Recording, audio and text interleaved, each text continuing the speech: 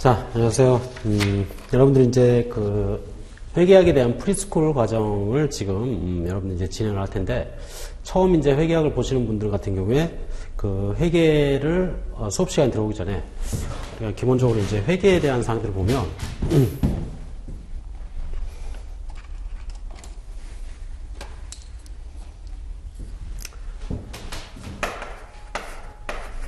여러분들 이제 회계학을 이제 해야 되는데, 회계학을 할 때 그 일반적으로 보면 이제 회계 원리 과정을 거치고 그 다음에 중급 회계, 그 다음에 이제 원가 관리 회계,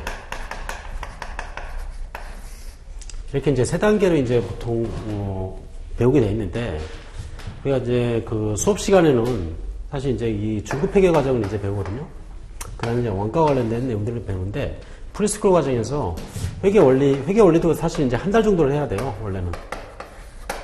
근데, 회계 원리와 관련된 사항들을 간단하게, 그리고 아주 기초적인 사항들을 가지고, 몇 가지 좀 이렇게 회계학을 들어갈 때, 거부감이 좀 없도록, 그렇게 하기 위해서 이제 이렇게 프리스쿨 과정을 이제 마련한 거예요. 그래서 여러분들, 여기서 지금 프리스쿨 과정에서 하는 것들은 회계 아주 기본적인 사항들, 그 다음에 회계 개념들 같은 경우, 그 다음에 회계 처리와 관련된 사항들, 뭐 이런 것들이 이제 배우게 될 거예요. 여러분 이제 회계학을 아예 안 배웠다는 가정하에서 그 과정을 진행할 거기 때문에 그 회계학을 조금이라도 배우신 분들이라면 조금 지루할 수도 있어요. 근데 여러분들 이제 필요한 사항들, 앞으로 이제 회계학을 배우면서 필요하게 된 사항들이 나오기 때문에 꾸준히 이제 들어보시고 따로 이제 복습을 하거나 또는 뭐 연습을 하거나 그럴 필요는 없을 것 같아요, 제 생각엔. 이걸 가지고 이걸 기본으로 해가지고 이제 회계학 수업을 본격적인 이제 중급 회계에 대한 수업을 듣고 그 다음에 거기와 관련된 뭐 원가 관리와 관련된 사항들 이런 것도 이제 아마 들으면은 여러분들이 도움이 되실 거라 이렇게 이제 생각이 들어서, 그래서 한 6시간 정도 한 6시간 정도 될 거야 아마. 6시간 정도를 해서 이렇게 기본과 관련된 사항들, 물론 여기에서 나오는 내용들은 그 여러분들이 중급 회계에 나오는 모든 내용들을 다 이제 포함하고 있지는 않아요. 근데 그 여러 가지 토픽들 있잖아요. 그래서 여기서 이제 실질적으로 이제 시험 문제에 나오는 어떤 사항들, 그런 내용들에 대해서 여러분들이 이제 요 정도, 만약에 여기가 이제 여기가 1장이고 그 다음에 여기가 뭐 10장이다. 여기를 이제 한 깊이, 그래서 우리가 이제 시험을 보기 위해서 한 100% 정도 이렇게 이제 공부를 하셔야 된다. 이렇게 이제 좀 가정을 했을 때 이 프리스쿨 과정에서 나오는 것들은 여기에 나오는 장들 중에 일부분의 장들이 요 정도, 그리고 그 깊이로 본다면 한 30에서 40% 정도, 그 정도로 이제 좀 본다, 이렇게 이제 좀 기억을 하시면 될 거예요. 그래서 여기서 봤던 내용들이 나중에 이제 중급 회계에 관련돼서 실제 수업 시간에 보게 되는 내용들하고 중복이 되고, 그 다음에 거기에서 여러분들 이제 실제 시험 보려면 좀 더 들어가야 돼요, 깊이. 그래서 깊이나 이런 정도를 더 들어가서 공부를 하셔야 돼요. 그래서 여기는 이제 일단은 가볍게 여러분들 마음 먹고 뭐 회계학이 이런 거구나, 그 다음에 회계를 할 때 필요한 사항들이 어떤 거구나, 그 정도. 그 다음에 이제 계정에 대한 사항들이 이제 좀 나오는데, 계정과 관련된 내용들을 여러분들이 좀 기억할 필요가 있어요. 이제 여러분들이 계속 보게 되는 게 이제 계정이라는 건데, 계정이라는 건 이제 회계 처리를 하면서 우리가 이제 회계라는 걸 배우면서 여러분들이 보게 되는 뭐 어떤 이름이라고 생각하시면 돼요. 그래서 과목이라든가 이런 것들인데, 거기에 대한 내용들을 여러분들이 숙지를 좀 어느 정도 하고 계셔야지 나중에 회계학을 할 때 어느 정도 좀 접근하는데 좀 용이하게 사용이 될 수 있다. 그렇게 좀 말씀을 드리고 싶네요. 여기 이제 첫 번째 이제 기본 개념에 대한 사항들이 나오는데, 회계라는 게 뭐 어떤 거냐? 회계라는 건 정보를 제공하는 게 원칙이에요. 그래서 정보 제공의 어떤 효율성, 그런 것들을 이제 제공을 하기 위해서 우리가 이제 일정한 어떤 그 양식, 그런 것들이 필요한데, 그런 것들이 이제 재무제표라고 얘기를 해요. 그래서 우리가 이제 보는 것들 중에 가장 중요한 재무제표가 재무상태표, 그 다음에 포괄손익계산서, 뭐 이런 것들이 이제 보게 될 거예요. 그리고 대부분의 이제 문제들은 여러분들 이제 재무상태표라든가 포괄손익계산서와 관련된 어떤 영향들 또는 거기에 관련된 내용들이 이제 시험 문제에 실제로 기출이 되고 있고, 그러면 재무상태표가 어떤 거고 그 다음에 포괄손익계산서가 어떤 거냐, 그런 것들을 이제 알아야 되겠죠. 예. 거기에 대한 내용들을 이제 보게 될 거예요. 첫 번째 이제 내용에 대한 뭐 회계 정의에 대해서는 한번 읽어보세요. 아, 이런 게 회계구나. 그래서 기업의 어떤 정보를 어떤 그 이용하는 사람들, 정보 이용하는 자가 도대체 어떤 사람들이냐, 그게 이제 이해관계자라고 얘기를 하는 거예요. 그래서 보시면 뭐 주주라든가 채권자라든가 그 다음에 정부 경영자. 우리가 이제 회계학에서 보는 어떤 그 회계 실체, 그러니까 권리의무 관계의 어떤 주체가 될 수 있는 그러한 그 내용을 보면 회사를 하나의 어떤 인격체로 보고 이제 판단하는 거예요. 그래서 개인이 아닌 회사 자체가 권리를 가질 수 있고 그 다음에 거기에 대해서 의무를 지을 수 있다. 그러면 권리 의무의 주체가 되기 때문에 그 회계의 실체, 즉 어떤 회사 자체가 어떤 그 소유를 할 수도 있고 그 다음에 거기에 대한 어떤 의무도 부담을 할 수 있다는 얘기죠. 그러면 그 회계 실체, 소위 말하는 그 회사라는 것, 그 회사라는 것도 성립이 되려면 그 회사라는 건 어떤 재산적인 어떤 뭔가를 가지고 뭔가 운영을 하겠죠. 그래서 그 재산이라는 게 어떻게 형성이 되는가 봤더니 돈을 빌리든지 아니면 출자를 받든지 두 가지 방식으로 이제 재산이 형성이 되는 거예요. 그래서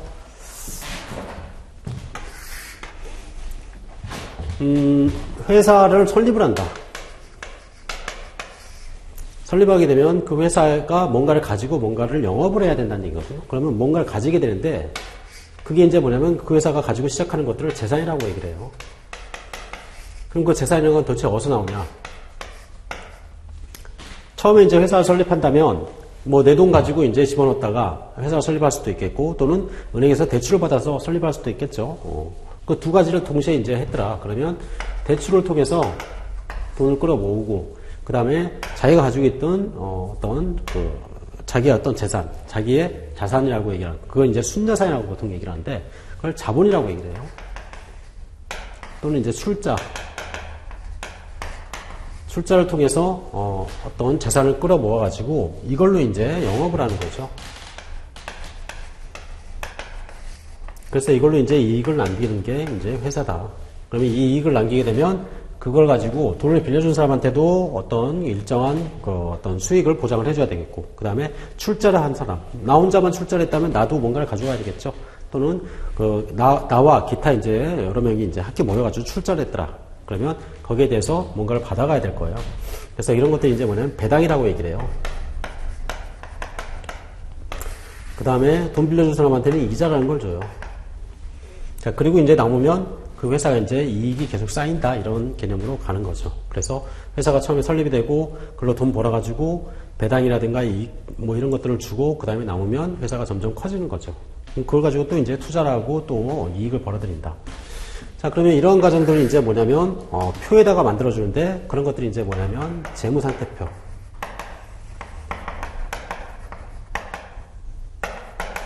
또는 손익계산서 이렇게 이제 부르고 있어요.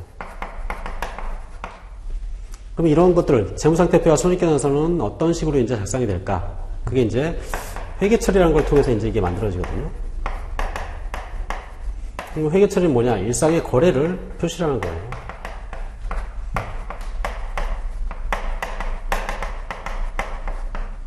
거래를 표시하는데, 우리가 일반적으로 알고 있는 가계부 같은 거 있잖아요. 가계부는 수입, 지출, 뭐 이렇게 이제 표시가 되는 거죠. 그래서 가계부는 수입과 그 다음에 지출을 통해서 자녀분이 얼마나 남았는가 뭐 이런 것들을 이제 파악하기 위해서 이제 가계부라는 걸 이제 만든단 말이에요. 그래서 가계부는 현금이 들어오고 현금 나간 거 이런 것들을 쭉 꾸준히 이제 쓰는 거죠. 자, 그것과 유사한 걸로 회계처리한 걸 하는 거예요. 회사에서는.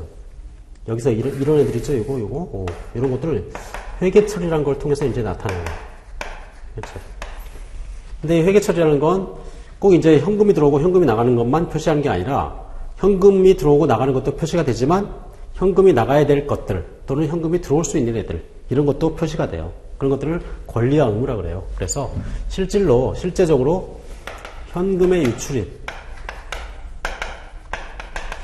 이런 것도 표시가 되지만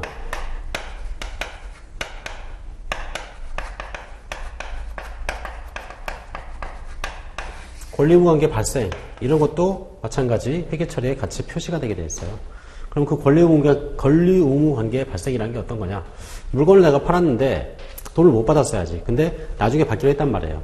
그런 것도 표시가 돼야 된다는 얘기예요. 근데 가계부에서는 그런 것들은 표시가 되진 않아요. 이쪽에서는 실제로 돈 받았을 때 돈 받은 걸 표시하고 돈이 빠져나갔을 때 돈이 빠져나간 걸 표시하기 때문에 그래서 우리가 이제 회계 처리라는 걸 통해서 이런 것들을 표시해 주는데, 그럼 도대체 회계 처리는 어떻게 하냐? 어떤 사건이 발생했을 때는 그 사건에 대한 원인과 결과가 나타나겠죠. 그래서 그런 것들을 이렇게 그 하나의 어떤 그 방식에 의해서, 공식에 의해서 이제 해주는데, 만약에 회사에서 물건을 팔았다. 물건을 팔게 되면, 물건을 현금으로 팔게 되면 현금이 들어오겠죠. 그러면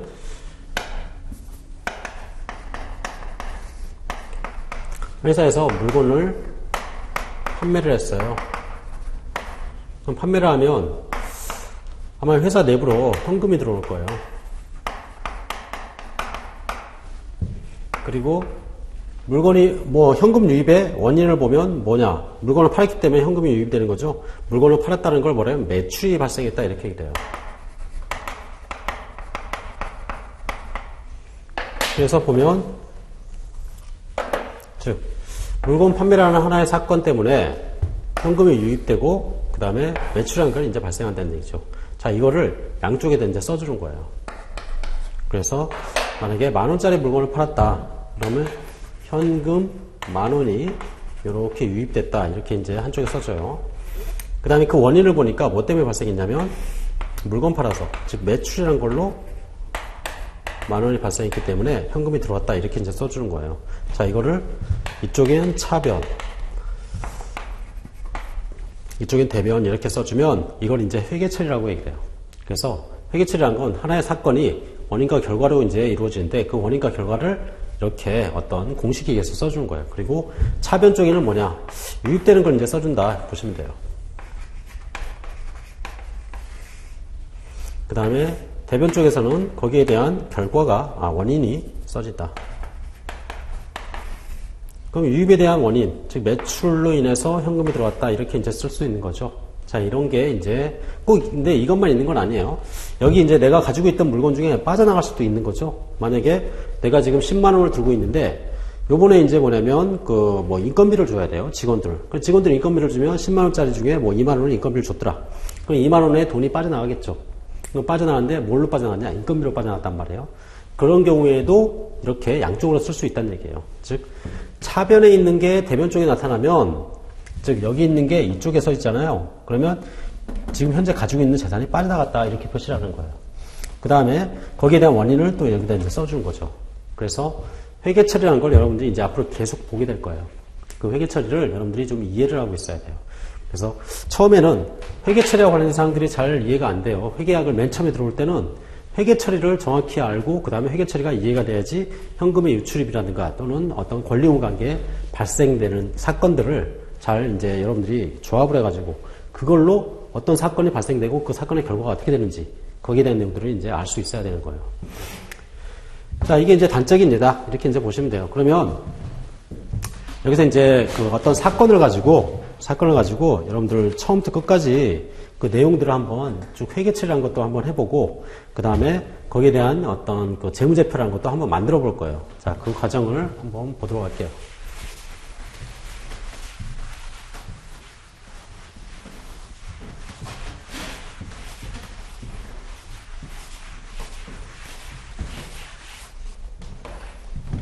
자, 여러분들 페이지에 7페이지를 보시면 뭐 단식북이, 복식북이 이렇게 하는데 우리가 이제 복식북이라고 얘기하는 것들이 지금 방금 전에 했던 그 차변 또는 대변 이렇게 해가지고 원인과 결과를 써주는 게 복식북이라고 얘기해요. 그래서 하나의 사건에는 원인과 결과가 있게 되겠죠. 그것들을 같이 표시해주면 복식북이다 이렇게 얘기를 해요. 그래서 여기 보시면 단식북이와 복식북이를 잠깐 보시면 단식북이는 어떤 거냐? 여기서는 현금의 유출입, 수익과 지출을 이제 쭉 표시해주면 그게 단식북이라고 얘기를 해요. 그래서 옆에 이제 7페이지에 보시면 사건이 이런 사건이 있었다. 1월 1일 날 급여를 돈을 받았어요. 그 다음에 1월 2일에 빌려준 돈 3,000원을 지급받았대요. 그 다음에 1월 5일에 임차료로 5,000원을 지급했대요. 그 다음에 1월 10일에 보험료로 2,000원 줬고요. 그 다음에 21일에 적금 4,000원을 입금을 했대요. 자, 그러면 거기에 대해서 돈이 들어오고 나가고 이런 사건들이 발생했죠. 그러면 가계부를 보면 급여 10만원 받은 거 들어왔고요. 그 다음에 이자로 받은 거 들어왔고, 그 다음에 지출은 임차료 주고, 그 다음에 보험료 주고, 그 다음에 적금 들고, 이런 것들이 있겠죠. 자, 이런 것들을 쭉 써주면 그게 가계부라는 거예요. 그러면 이 가계부에서 보면 13만 원이 들어왔고 11만 원이 빠져나왔으니까 2만 원이 남았겠구나 이렇게 잔액을 알 수 있는 거죠. 자, 근데 이 복식부기로 만약에 어떤 사건들을 기록을 하게 되면 회계 처리라는 걸 이제 하는 거예요. 사건이 일어날 때. 자, 보시면 페이지 8페이지 그쪽에 보시면 자, 회계 처리를 보시면 첫 번째 1월 1일에 급여일에 급여 10만 원을 지급받았다. 그러면 급여 10만 원을 받게 되면 내 주머니로 10만 원이 들어오겠죠. 그러면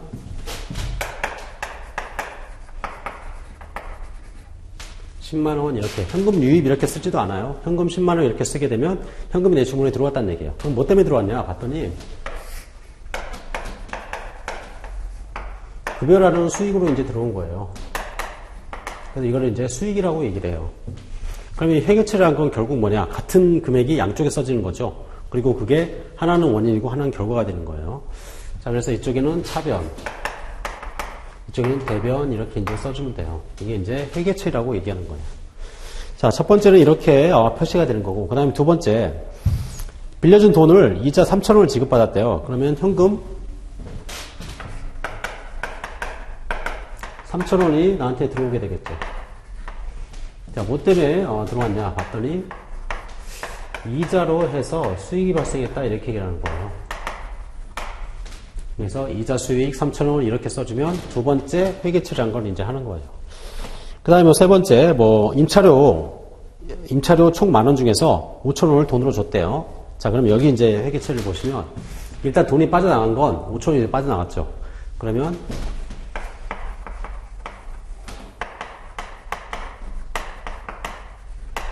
현금 5,000원이 빠져나갔다 이 얘기예요. 원래는 현금은 이쪽에 있어야 되는 애인데, 즉 내가 가지고 있는 거는 차변 쪽에 있는 거예요. 근데 그게 대변 쪽에 표시가 되면 빠져나갔다 이렇게 얘기를 하는 거죠. 그럼 뭐 때문에 빠져나간다고 봤더니 임차료를 지급하느라고 빠져나갔대요. 임차료라는 비용이 이렇게 계산이 돼요. 자, 그리고 그 비용이 지금 총 얼마냐? 10,000원이에요. 그러면 그 얘기는 뭐냐면 10,000원을 줘야 되는데 5,000원을 줬다는 얘기예요. 그러면 결국 여기다 이제 10,000원을 쓴다는 얘기는 10,000원의 의무가 나한테 생겼다는 얘기예요. 근데 실제로 5,000원밖에 안 줬죠. 그럼 나머지 5,000원은 아직 못 준 거죠. 그걸 이제 미지급이라고 얘기해요. 미지급 비용. 그래서 보시면 이거를 이제 비용이라고 얘기를 해요. 지금 10,000원만큼 비용이 발생했다. 그 얘기는 뭐냐면 내가 10,000원을 줘야 되는 의무가 생긴 거예요. 근데 그 중에서 현금 5,000원을 주고 나머지 5,000원은 지급을 못한 거죠. 이게 이제 의무가 이렇게 생긴 거죠. 자, 이걸 이제 뭐냐면 회계처리라고 얘기를 해요. 그래서 실제로 돈이 빠져나가는 것만 표시가 되는 게 아니라 지금 나한테 어떤 의무가 발생을 했는데 그 의무에 대한 표시도 이 회계처리를 통해서 나타낼 수 있다는 얘기죠. 그게 이제 회계처리고, 여기서 말하는 얘네들 있죠.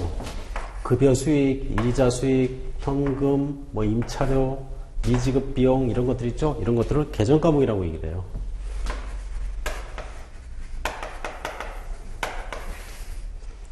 그래서 어떤 사건이 일어나면 그 사건에 대한 계정들을 가지고 파악을 하는데, 그 계정이라는 것 안에는 뭐냐, 그 사건의 종류, 어떤 의미를 담고 있는 거죠. 그래서 임차료라는 건 내가 어떤 장소에 임차를 하고 거기에 대해서 그 대가를 이제 지급을 해서 사용료를 줘야 되겠죠. 그 사용료에 대한 개념이다. 이런 것들이 이제 여러분들이 계속 보게 될 거예요. 얘네들이. 자, 이런 것들이 이제 뭐냐면 회계 처리의 내용이에요. 그래서 여기 그 1월 11일을 보면 자동차 보험료를 2,000원 지급했다. 그러면 현금이 빠져나갔겠죠. 그러면 현금이 차변에 있던 애가 대변으로 빠져나가고, 그 다음에 그게 원인을 봤더니 뭐냐, 비용이란 걸로 빠져나갔다 이거예요. 그래서 어떤 비용이냐, 보험료를 줘야 된다. 그래서 보험료란 비용으로 빠져나갔다. 그러면 현금이 나갔는데 뭐 때문에 빠져나갔는지 알 수 있는 거죠. 예. 자, 그 다음에 이제 다음 페이지 보시면 뭐 정기적금에 4,000원을 입금을 했다. 그러면 일단 내가 가지고 있던 현금은 빠져나갔겠죠. 근데 그게 뭐냐, 정기적금이라는 걸로 이제 대체가 된 거예요. 그래서 내가 가지고 있던 현금이 나갔는데 대신에 나는 뭐가 생겼냐, 적금이라는 게 하나 생긴 거죠. 그래서 그게 이제 차변 쪽에 이제 기록이 되게 돼 있어요. 자, 그 다음에 이제 1월분 정기로는 1,000원이 발생했고 아직 지급하지 않았다. 그 얘기는 뭐냐면 전기료가 발생했다는 얘기는 줘야 될 의무가 발생했다는 얘기예요. 즉 의무는 생겼는데 아직 주지 못했다는 얘기죠. 그래서 전기료라는 게 전기료는 비용이에요. 이게 전기료 비용이 1,000원만큼 생겼는데 아직 돈을 못 줬기 때문에 미지급이라는 의무로 기록을 한다는 얘기예요. 그래서 여기서 보시면 여기 안에 있는 이 계정 과목들 뭐 현금, 급여 뭐 이런 것들 있죠. 자, 이런 것들은 5가지로 이제 표시가 돼요. 분류가 어떻게 되냐면 자산, 부채, 자본, 수입, 비용. 이 5가지 분류로 이제 표시가 되게 되어 있어요. 이 자산 안에는 현금이라는 애들도 있고, 이게 계정 과목으로 이제 보면 이름이에요, 이게. 현금이라는 애들도 있고, 그 다음에 뭐 채권도 있어요. 채권. 돈 받을 권리를 얘기하는 거죠. 뭐 이런 것들. 또는 뭐 건물, 내가 가지고 있는 거, 뭐 토지, 뭐 이런 것들. 그런 것들이 이제 자산으로 이제 표시가 되는 거고, 그 다음에 부채 쪽은 뭐냐면 내가 뭔가를 의무를 이행을 해야 되는 것들이에요. 그래서 여기는 뭐 차입금이라든가, 여기서 봤던 뭐 미지급 비용 같은 거. 뭐 이런 것들이 이제 부채에 기록이 되어 있어요. 그래서 자산이란 건 내가 지금 보유를 하고 있는 것. 그게 뭐냐면 실물이 될 수도 있고 권리가 될 수도 있어요. 그 다음에 부채는 뭐냐면 의무예요. 그래서 부채라는 건 돈을 빌린 거라든가 아니면은 줘야 되는데 못 준 것들. 그런 것들이 이제 표시가 되는 거죠. 그 다음에 이제 자본이라고 하는 것들이 있는데 이 자본은 자산에서 부채를 뺀 나머지를 얘기를 하는 거예요.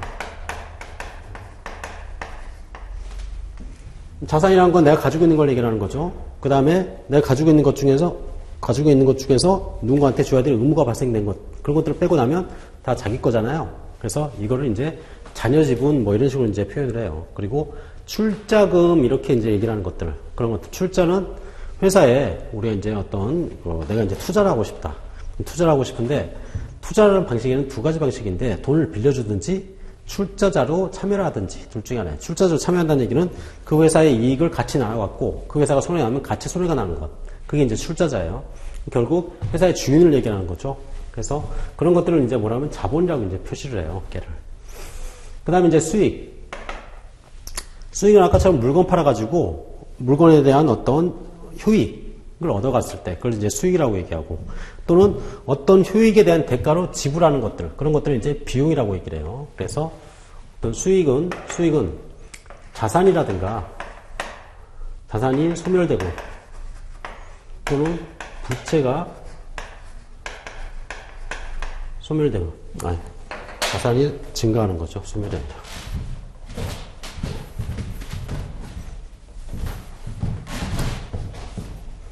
자산이 증가하거나 또는 부채가 감소하면서 나타나는 것들을 이제 수익이라고 얘기하는데 이런 거 한번 생각해 볼까요? 수익 중에 하나가 물건 팔아서 매출이라는 수익이 발생하는 경우에 그걸 수익이라고 얘기해요. 그러면 그 수익은 어떤 거냐? 물건을 팔면 뭐가 들어오냐? 현금이 들어오죠. 그러면 그 현금만큼을 수익이라고 얘기해요. 즉 현금이라는 자산이 들어오거든요. 그래서 수익이 발생하면 자산이 증가하게 돼 있어요. 그 다음에 부채가 감소한다. 이거는 뭐 이런 거를 보시면 돼요. 만약에 돈을 빌렸는데 상대방이 내가 이제 걔한테 줘야 되는 거잖아요. 그래서 돈을 빌리는 시점에 뭐가 생기면 부채라는 게 생겨요.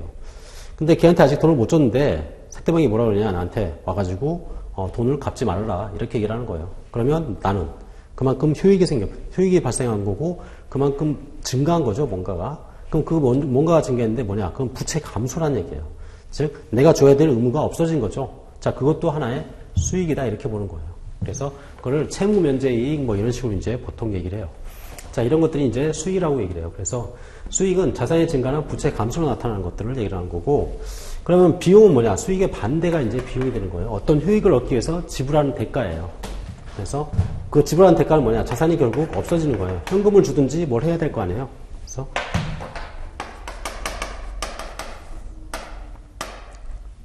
자산이 감소하거나 또는 부채가 증가하는 것들이에요.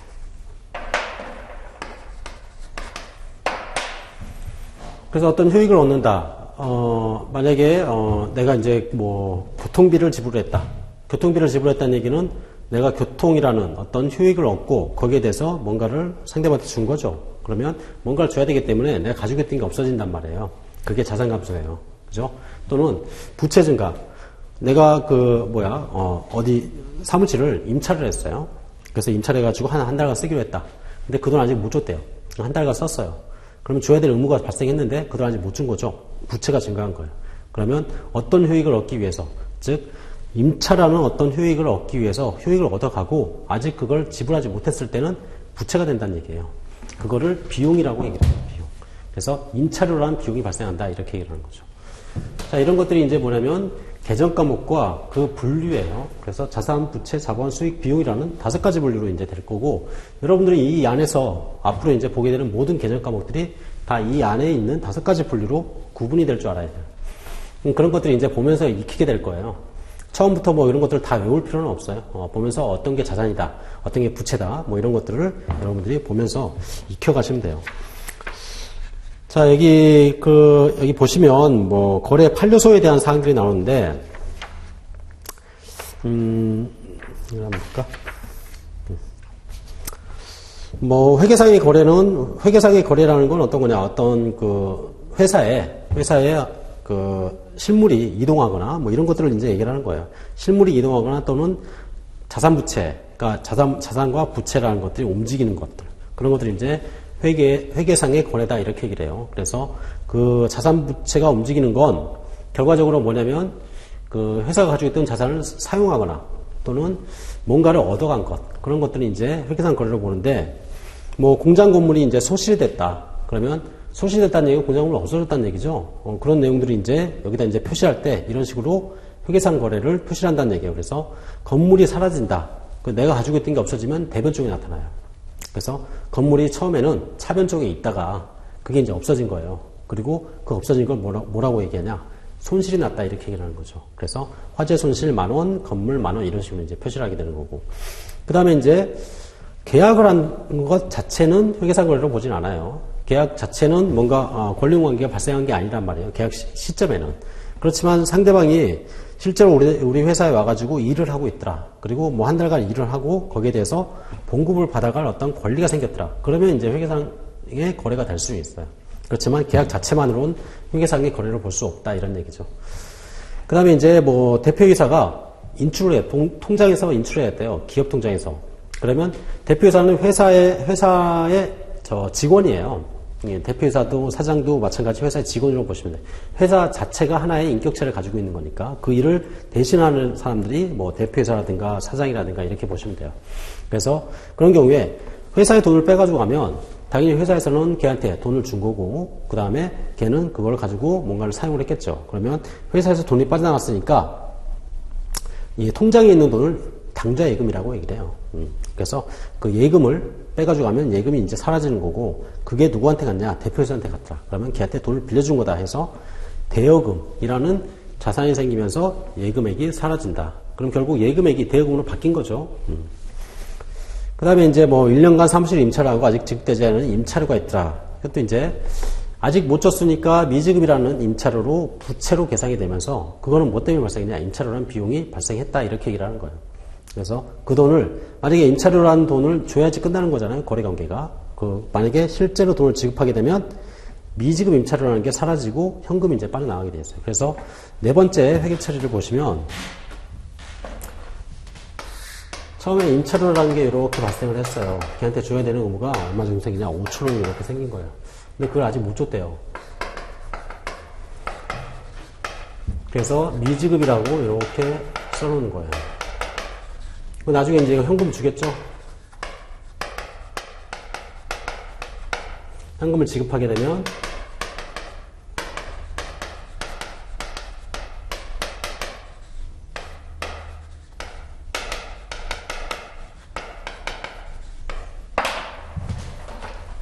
이 미지급이라는 부채가 이렇게 사라지는 거예요, 이게.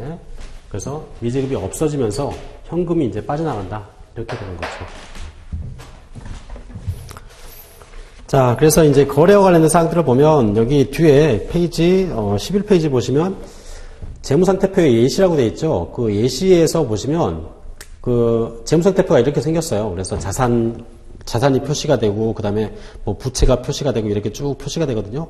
이 표시된 애들을 뭐라 그러냐면, 그 안에 들어가 있는 뭐 현금 및 현금성 자산, 뭐 단기 예금, 뭐 매입 채무, 단기 차입금 이런 것들 있죠. 걔네들을 뭐라 그러냐면, 계정 과목이라고 얘기를 해요.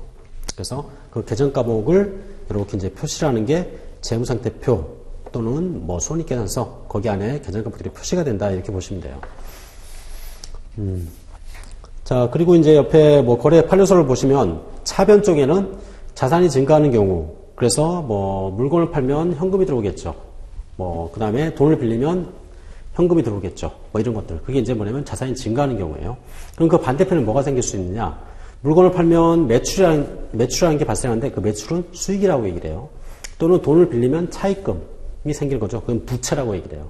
그래서 자산이 증가하면 그 반대편에는 자산이 감소하거나 또는 부채가 증가하거나 또는 자본이 증가하거나 수익이 발생한다, 이렇게 얘기를 해요. 그러면 자산이 증가하면서 자산이 감소하는 경우는 이런 경우죠. 물건을 사는 거거든요. 그래서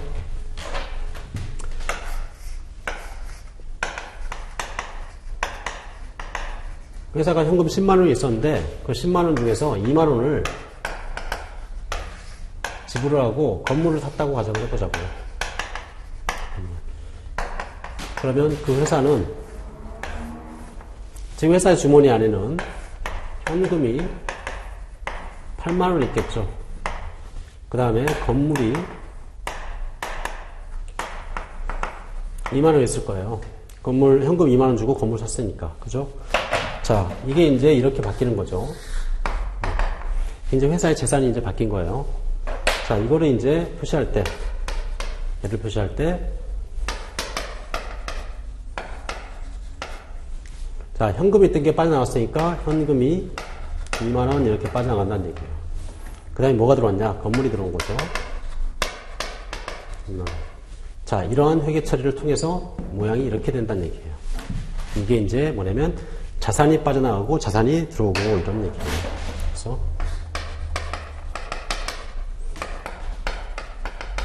자산의 종류 중에 하나가 건물, 그 다음에 현금 이런 것들이에요. 그 다음에 두 번째, 부채가 증가했다. 자, 이거는 어떤 거냐?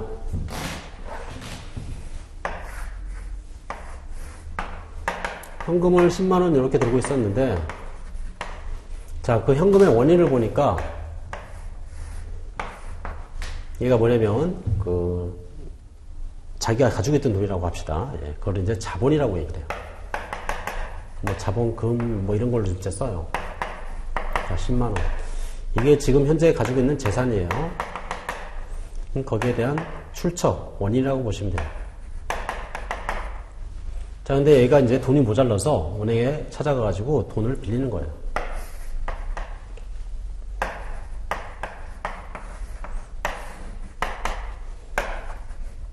대출을 받아요.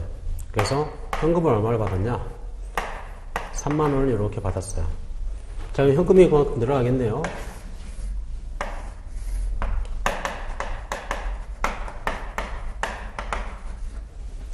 근데 그 현금 13만원의 내용을 보면 10만원은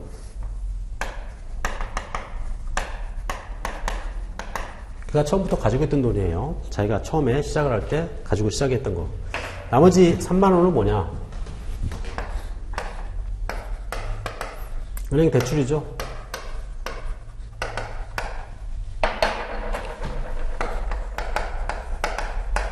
이거를 이제 부채라고 얘기를 해요. 그래서 이러한 내용들을 표시를 할 때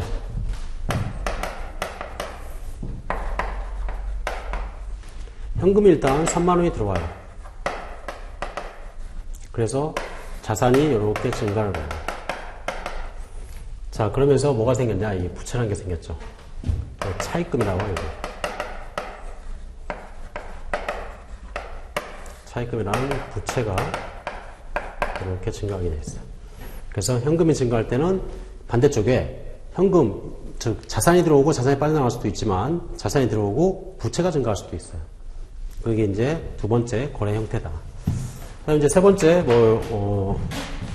자본의 증가. 자본의 증가는 이거를 은행 대출을 받은 게 아니라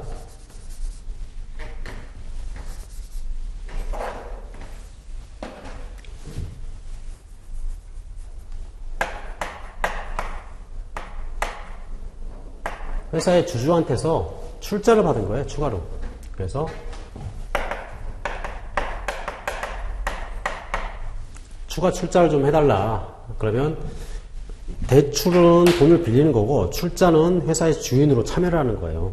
그래서 회사의 주인으로 참여를 해가지고 추가적인 돈을 더 밀어넣는 거죠. 그러면 이게 이제 뭐가 되냐면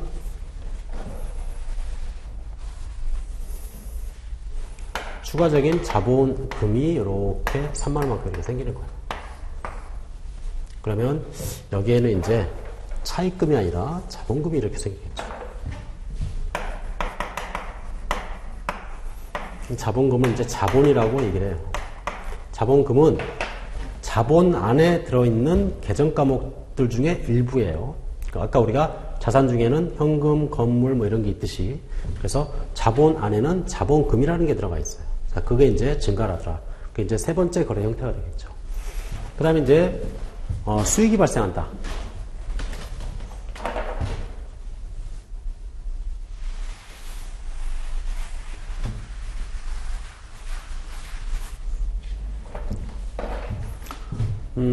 회사가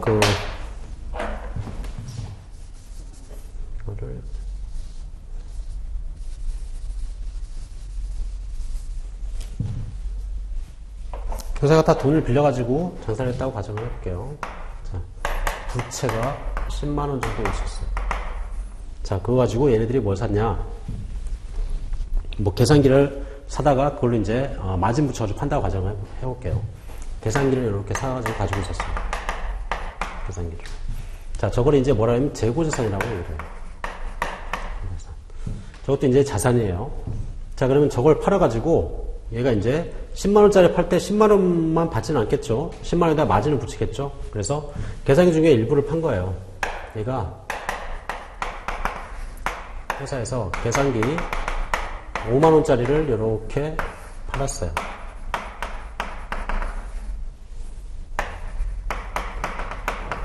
그리고 얼마를 받았냐? 7만원을 받았대요. 거기에 이제 2만원 마진 붙여가지고 판 거네요. 자, 그러면 결국 이거 팔고 나면 상황이 어떻게 되느냐? 여기 한번 볼게요. 여기가 회사의 자산 쪽을 보면 계산기는 지금 5만원짜리 남아있겠네요.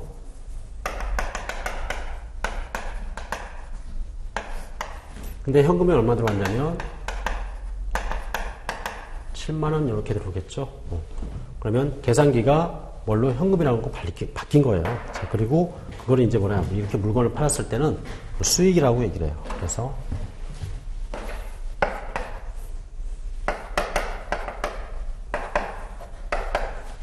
일단 계산기가 빠져나왔으니까 빠져나왔고 그 다음에 거기에 대해서 현금이 들어왔죠. 현금. 근데 이제 이걸 할 때 일단 빠져나간 건 먼저 생각하지 말고 들어온 것만 생각을 해보자고요.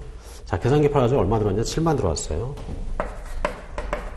자, 이거를 이제 수익이라고 얘기해요. 그리고 그 대가로 뭘 줬냐? 계산기를 줬죠.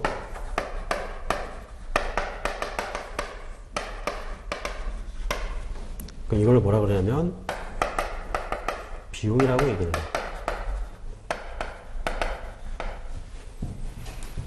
그래서 물건을 팔게 되면 이렇게 수익과 비용이 동시에 나타나게 돼요. 뭐냐면 어떤 대가를 걔한테 주고 거기에 대해서 뭔가를 받았겠죠. 그래서 받은 거를 수익이라고 얘기하고 걔한테 준 거를 비용이라고 얘기를 해요. 이거는 뭐냐, 이렇게 물건을 판매하는 활동에서 나타나는 거예요. 판매하는 활동. 그래서 수익이 발생할 때는 자산이, 현금이라는 자산이 증가하고요. 그 다음에 비용이 나타날 때는 자산이 빠져나갈 수 있는 그런 회계처리가 나오더라. 이게 이제 그 거래 판례서에서 보시면 자산 증가와 연결된 것이 있죠. 자산 증가가 될 때 자산이 감소되거나 또는 부채가 증가하거나 또는 자본이 증가하거나 또는 수익이 발생하거나 이렇게 될 수 있다는 얘기예요. 자, 이런 것들이 양쪽으로 다 이제 나타날 수 있어요. 자, 얘네들이 이제 뭐냐면 우리가 보게 되는 거래 내용들이에요. 얘네들이.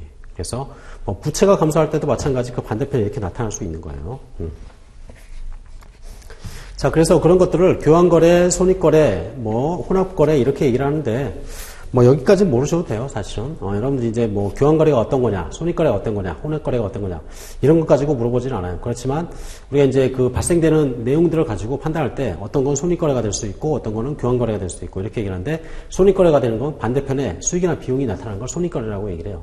그 다음에 뭐 자산들이 이제 왔다 갔다 하는 것, 그런 것들이 이제 교환거래, 자산이나 부채가 왔다 갔다 하는 것, 그런 것들을 교환거래라고 이제 얘기를 하고. 자, 여기는 이제 일단 이 정도로 하고 넘어갈게요. 그 다음에 이제 회계 순환에 대한 사항들. 바로 위에 계정 과목들 있죠? 거기서 보시면 자산에 들어가는 것들이 어떤 게 있냐. 현금, 자기가 들고 있는 것. 그 다음에 당좌예금. 돈 넣는 거죠, 거기다가. 그 다음에 현금 및 현금성 자산. 이것도 현금 들고 있는 거 똑같아요. 그 다음에 재고자산. 뭐 물건을 계산기를 만들어서 파는 회사라면 계산기를 가지고 있으면 그게 재고자산이에요. 그 다음에 미수금. 돈을 받아야 되는데 못 받은 거 있죠? 권리예요, 이거는. 그 다음에 선급금, 이거는 뭐냐면, 뭐, 임차를 했는데, 임차료를 미리 지급한 거예요. 그래서 내가 만약에 임차를 해서 딱 들어가는데, 1년간 임차료를 미리 다 줘버렸다. 그럼 나는 뭐만 남아있냐면, 거기 들어가서 살 수 있는 권리만 남아있는 거죠. 그게 뭐냐면, 선급금이라는 거예요. 그래서 권리는 자산이고, 의무는 부채가 되는 거예요.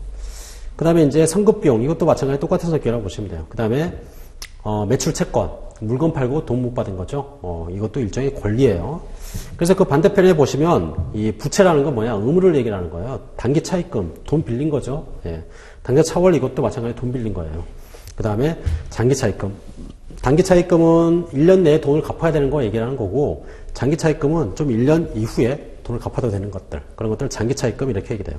그 다음에 뭐 사채라는 것도 있어요. 뒤쪽에서 이제 사채에 대해서 볼 거예요. 사채도 돈 빌린 거예요. 똑같아요.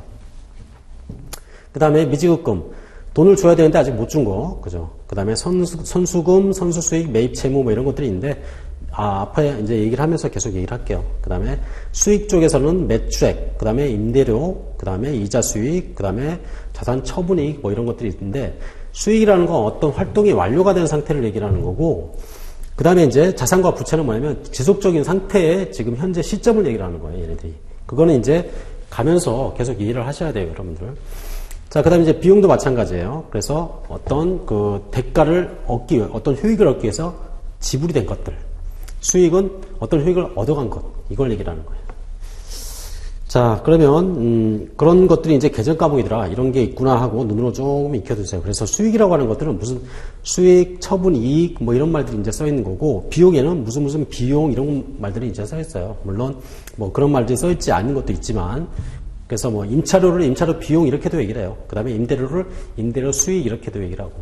임대료는 뭐예요? 내가 빌려주고 거기에 대해서 사용료를 받는 걸 임대료라고 하고, 임차료는 내가 빌리고 거기에 대해서 사용료를 지급하는 걸 임차료라고 얘기해요. 그래서 임대료와 임차료는 엄연히 다른 거예요, 걔네들이. 자, 그 다음에 이제 보험료 비용 이렇게도 얘기를 해요, 얘는. 그 다음에 이제 자산처분 손실 당연히 비용이더라. 그 다음에 급여, 인건비, 비용이죠, 예. 자, 이런 것들이 계정 과목이구나 이렇게 얘기를 하는 거예요. 자, 그러면 제 2자리에 이제 회계 순환에 대한 사항들 요걸 가지고 우리가 이제 재무제표라는 걸 이제 쭉 만들어 볼 거예요. 요거를 다음 시간에 봐야 되겠네요. 자, 이번 시간 일단 여기까지 하고요. 다음 시간에 회계 순환에 대해서 한번 쭉 보면서 그걸로 그 재무제표라는 걸 한번 만들어 볼게요. 네. 자, 고생하셨고요. 다음 시간에 뵙겠습니다.